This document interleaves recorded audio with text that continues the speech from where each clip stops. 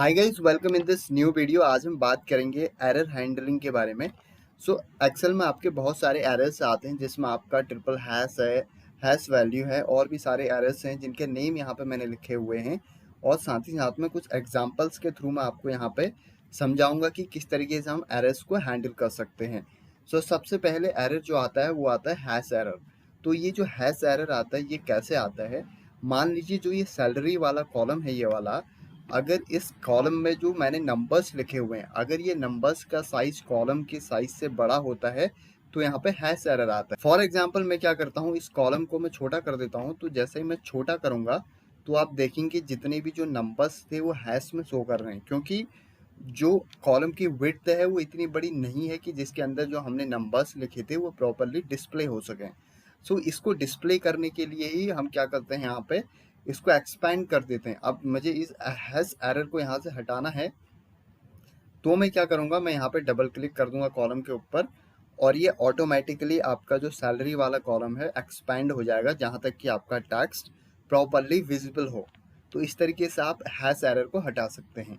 उसके बाद next error आपका आता है value error, hash value error. Hash value error कैसे आता है उसके बारे में बात करते हैं। फॉर एग्जांपल यहाँ पे कुछ कस्टमर्स के नेम हैं और यहाँ पे सेल्स है। अब मैं यहाँ पे एक और कॉलम ऐड करता हूँ जिसमें लिखता हूँ लास्ट ईयर सेल्स। मैंने यहाँ पे एक और कॉलम ऐड कर दिया है जिसमें मैंने लास्ट ईयर की सेल लिखी हुई है। अब मुझे क्या करना है, मान लीजिए वैल्यू एरर कब आता है? वैल्यू एरर तब आता है जब आप कोई रॉन्ग डाटा टाइप करते हैं। मान लीजिए मैं यहाँ पे क्या कर देता हूँ, यहाँ पे इसको ज़ीरो कर देता हूँ और इसको भी यहाँ पे ज़ीरो कर देता हूँ। इन दोनों जगह मैं कोई डाटा नहीं लिखता हूँ। अब मैं इसको माइनस करूँगा, यानी कि जो प्रेजेंट ईयर की जो सेल है उसमें से मैं लास्ट ईयर की सेल को माइनस करूँगा। मैं क्या करूँगा, इक्वल्स टू ये वाला कॉलम, उसके बाद माइनस लास्ट ईयर सेल वाला कॉलम की जो एक सेल है उसको लूँगा और एंटर करूँगा। तो आप देखेंगे मैंने इसमें से इसको माइनस कर दिया है। तो इस तरीके से अब मैं इसको ड्रैग करूँगा नीचे तक, तो पूरा का पूरा जो आपका फॉर्मूला है वो ड्रैग हो जाएगा और जहाँ पे कोई भी डाटा नहीं है उसको ऑटोमेटिकली इसने जीरो समझ लिया है और वो आपका टोटल का टोटल वैसे माइनस होके आ गया है।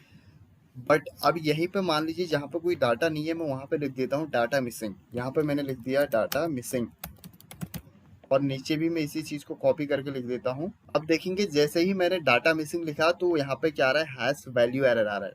यानी कि आपने जो डाटा है वो रॉन्ग टाइप किया हुआ है, क्योंकि आप कभी भी नंबर्स में से टेक्स्ट को माइनस नहीं कर सकते हैं। तो इसी को अगर आपने इग्नोर करना है, यानी कि इसी जो आपका हैश वैल्यू एरर आ रहा है, अगर आपको इसको हैंडल करना है तो उसके लिए आप क्या करेंगे, जहाँ पे आपने ये माइनस वाला फॉर्मूला लगाया था वहीं पे आप क्या करेंगे, माइनस के बाद में यहाँ पे सम लिख देंगे। सम लिखेंगे, ब्रैकेट में क्लोज कर देंगे अगली वाली वैल्यू को और उसके बाद एंटर करेंगे। तो अब इसी को मैं जब नीचे तक ड्रैग करता हूँ तो आप देखेंगे जो आपका वैल्यू एरर आ रहा था, हैश वैल्यू एरर आ रहा था, उसको इसने इग्नोर कर दिया।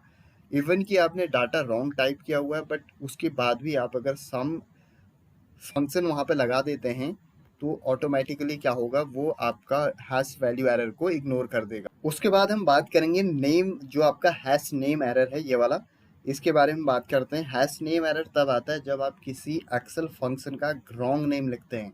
यानी कि मान लीजिए मुझे ये सारी की सारी डिजिट्स को यहाँ पे टोटल करना है, तो मैं क्या लिखूंगा, इक्वल्स टू ऐड, उसके बाद ब्रैकेट ओपन और इन सारे के सारे को सिलेक्ट करूँगा और उसके बाद ब्रैकेट क्लोज करूँगा और उसके बाद मैं एंटर करूँगा। तो आप देखेंगे यहाँ पे हैश नेम एरर आ रहा है। क्यों आ रहा है? क्योंकि मैंने जो फंक्शन का नेम है वो रॉन्ग लिखा हुआ है। अगर आपको सारी की सारी डिजिट्स को ऐड करना है तो उसके लिए हम ऐड फंक्शन नहीं लगाते हैं, उसके लिए हम लगाते हैं सम फंक्शन। तो सम फंक्शन यहाँ पर नहीं लिखा, उसके जगह पे मैंने ऐड लिख दिया, तो इसलिए वो हैश नेम आ रहा है। अब मैं यहाँ पर अगर सम लिख देता हूँ तो आपका टोटल हो जाएगा। तो इस तरीके से हैश नेम जो आपका एरर है उसको आप हैंडल कर सकते हैं। हैश रेफ एरर, हैश रेफ एरर कब आता है, जब आपने किसी डाटा में जिसमें कि आपने फॉर्मूला लगाया हुआ है, अगर आप उसको बाय मिस्टेक किसी एक कॉलम का उसको डिलीट कर देते हैं तो वहाँ पे आपका क्या आता है, हैश रेफ एरर आता है। मान लीजिए मैं ये सेल्स वाली जो कॉलम है इसको बाय मिस्टेकन में से डिलीट हो जाती है यहाँ से समहाउ, और उसके बाद देखेंगे आप क्या एरर आएगा। ये देखिए हैश रेफ एरर आएगा, क्योंकि मैंने एक वो कॉलम डिलीट कर दिए जिसमें कि फॉर्मूला लगा हुआ था। तो इस तरीके से आपका क्या आता है, हैश रेफ एरर आता है। उसके बाद हम नेक्स्ट बात करेंगे हैश div/0 एरर के बारे में। ये एरर कैसे आता है, जब आप किसी नंबर को 0 से डिवाइड करते हैं तो तब आपका आता है हैश div/0 एरर। कब आता है, जब आप किसी नंबर को 0 से डिवाइड करते हैं। अब मान लीजिए मैं इसको यहाँ से हटा देता हूँ और उसके बाद में इन सारे नंबर्स को मैं 0 डिवाइड कर देता हूँ आपस में। मैं इसको प्रेजेंट ईयर्स की सेल को लास्ट ईयर की सेल से डिवाइड करता हूँ। मैंने यहाँ पे लिखा equals to this oblique this, और मैं उसके बाद कर देता हूँ एंटर। तो ये कुछ यहाँ पे इसने डिवाइड करके वैल्यू दे दी है। अब मैं इसको नीचे तक ड्रैग करूँगा तो आप देखेंगे जहाँ जहाँ पे वैल्यू नहीं थी, यानी कि जहाँ पे वैल्यू नहीं होती है उसको 0 कंसिडर किया जाता है, तो वहाँ पे क्या आ रहा है, हैश div/0। या मैं यहाँ पे एग्जांपल के लिए 0 लिख देता हूँ, यहाँ पे भी और यहाँ पे भी मैंने 0 लिख दिया। अब देखेंगे क्या आ रहा है, जब जब इसने 0 से डिवाइड किया हुआ है तो हैश div/0 एरर आ रहा है। तो इसको आप कैसे हैंडल करेंगे, उसके लिए आप लगाएंगे इफ एरर। इफ एरर एक फंक्शन होता है जिसके थ्रू आप इसको हैंडल कर सकते हैं। कैसे, हम इफ एरर जो आपका फंक्शन है उससे कैसे इसको इग्नोर करेंगे या फिर इसको हम कैसे हटाएंगे, उसके लिए हम यहाँ पे क्या करेंगे, जो फंक्शन हमने ऑलरेडी लगा रखा है उसको आप वैसे ही रहने दीजिए और उसके आगे आपने इक्वल्स टू के बाद में यहाँ पे लिखना है इफ एरर। इफ एरर आपने लिखा, ब्रैकेट ओपन किया, ये लिख रहा है वैल्यू जो आपने ऑलरेडी फंक्शन लगाया उसको ऐसे ही रहने दीजिए।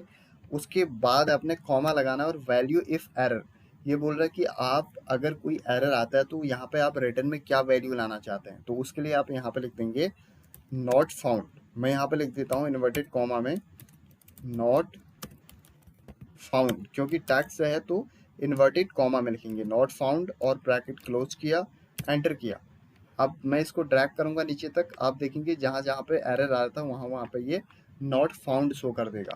तो इस तरीके से आप इफ एरर के थ्रू क्या कर सकते हैं, जो भी वैल्यू आपको रिटर्न में लानी है यहाँ पे शो करनी है वो आप ऑटोमेटिकली यहाँ पे लिख के ऑटोमेटिकली वो यहाँ पे फिर शो हो जाएगी। अब हम बात करेंगे हैश n/a एरर के बारे में। हैश n/a एरर तब आता है जब आप कोई भी लुकअप फंक्शन लगाते हैं और टेबल एरे में आपको डाटा अवेलेबल नहीं मिलता है। यानी कि मान लीजिए आप लगा रहे हैं V lookup, H lookup, index match, index plus match, कोई भी फंक्शन आप लगा रहे हैं लुकअप फंक्शन। अब इनमें से अगर आप टेबल एरे में जो डाटा है, अगर वो डाटा आपका अवेलेबल नहीं है टेबल एरे में, कोई भी एक डाटा अगर टेबल एरे में अवेलेबल नहीं है तो वहाँ पे हैश n/a एरर आता है। कैसे आता है उसके बारे में बात करते हैं।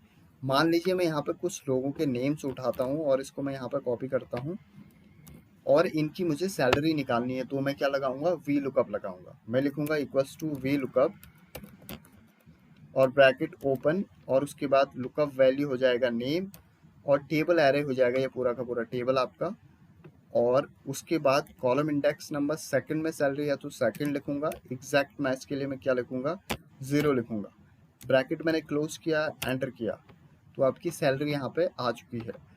अब मान लीजिए मैं किसी एक नेम को चेंज कर देता हूँ, सोनम कुमारी की जगह मीना लिख देता हूँ, और ये जो मीना नेम है ये आपके स्टेबल एरे में अवेलेबल नहीं है।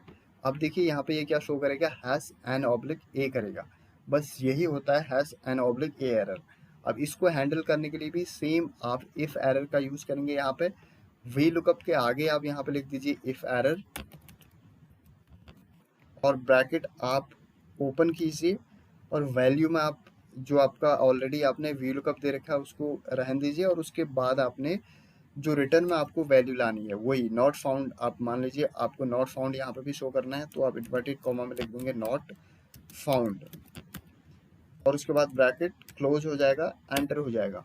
अब मैं इसको ड्रैग करता हूँ तो जहाँ जहाँ पे डाटा टेबल एरे में नहीं होगा वो आपका नॉट फाउंड शो करेगा। तो इस तरीके से आप इफ एरर के थ्रू इन सारे एरर्स को हैंडल कर सकते हैं। So thank you for watching this video. If you like, please subscribe and share it with your friends. Have a great time ahead. Bye bye.